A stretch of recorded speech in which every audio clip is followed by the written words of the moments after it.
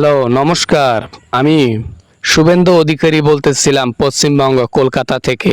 আপনি কে বলছেন? আমি কলকাতার মুখ্যমন্ত্রী বলছিলাম। আপনি কে বলছেন? পরিচয় দিয়ে তারপর কথা বলেন। বেটা সুসর দল, বেটা চোরের দল। বিজেপি একটা চোরের দল। কেন চোরের দল জানো? তারা সবাই ভোট চুরি করে প্রতিটা জায়গায় নির্বাচিত হয়। তারা ইন্টারন্যাশনাল চোর হিসেবে আখ্যা পেয়েছে। আমরা চুরি করি, পারলে তোমরাও চুরি করে জয়লাভ করো। এত বড় বড় হ্যাডাম ছাড়ার দরকার নেই রাহুল গান্ধী। আপনি যেভাবে হ্যাডাম ছাড়েন, সেদিন কি রোডের মধ্যে ফালাইয়া প্রশাসনের লোকজন আপনাকে মারধর করলো না? হ্যাঁ, মারধর করেছে। পুলিশ এদিকে মারতেছে আর কানে কানে বলতেছে, স্যার কিছু মনে করিয়েন না। স্যার, আপনি বিজেপির নেতা মোদিকে হটান, সিট থেকে হটিয়ে দেন, এরকম করে বলছিল। মায়ের খেয়ে সম্মান যাওয়ার ভয়ে এখন গল্প সাজানো হচ্ছে, তাই না? হ্যাঁ, কখনোই প্রশাসনের লোক এইটা বলবে না। কারণ যে এই কথাটা বলবে তার চাকরি থাকবে না, তার জীবনে হেল হয়ে যাবে, জেলের মধ্যে থাকতে হবে। এতগুলো প্রশাসনের মাঝখানে, এতগুলো পুলিশের মাঝখানে কে কানে বলেছে কে কানে বলে নাই সেটা তো আর বিজেপি জানবে না, তাই না? আর সত্য কথা তারা বললে তাদের চাকরি যদি যায়, যাক না, সমস্যা নাই তাদের। কিসের সত্য? সরকারের মধ্যে আয়ত্তায় থেকে প্রশাসনের লোকজন এরকম করে কথা বলবে আর সরকার এভাবে মেনে নেবে? কখনোই না।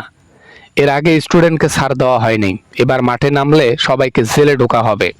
স্যার, সরকার চেতানো তাদের কাজ নয়, সরকার তাদের চেতাইছে, তাদের দাবি মেনে নেয়নি। আর নেক্সট টাইম যদি স্টুডেন্টের সাথে এরকম ঘটনা ঘটে, স্টুডেন্টরা ডাইরেক্ট তোমাদের গদি সহ তোমাকে উড়িয়ে দেবে, দেখিও। বললেই তো আর সিট সহ গদি সহ উড়িয়ে দেওয়া যায় না। ব্যাপারটা করতে হবে, করে দেখাতে হবে। হ্যাঁ, ঠান্ডা করে দেয় নাই? স্টুডেন্টরা মাঠে প্রোটেস্ট করতেছিল, আর এদিকে লাঠি দিয়ে ঠান্ডা করে দিছে প্রশাসনের লোক। এই জন্য মোদি গণভবনে ছিল না। এই জন্য মোদি ওই ভেগেছিল কোথায় জানো? হ্যাঁ, ভেগেছিল এমন জায়গায়, সে জায়গা থেকে খবর নিয়ে দেখে যে স্টুডেন্টটা কি আমার বাসার সামনে এখনো আছে। ভাগবে না তো কি করবে? ও, না ভেগে ওই গণভবনের মধ্যে থাকবে আর স্টুডেন্টরা এসে সুদিলিং পং করে দেবে।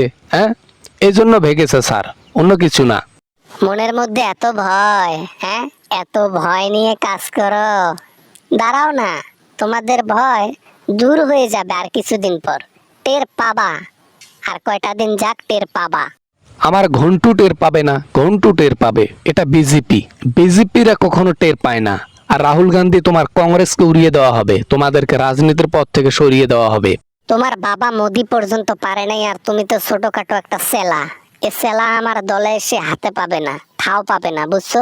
Good bye.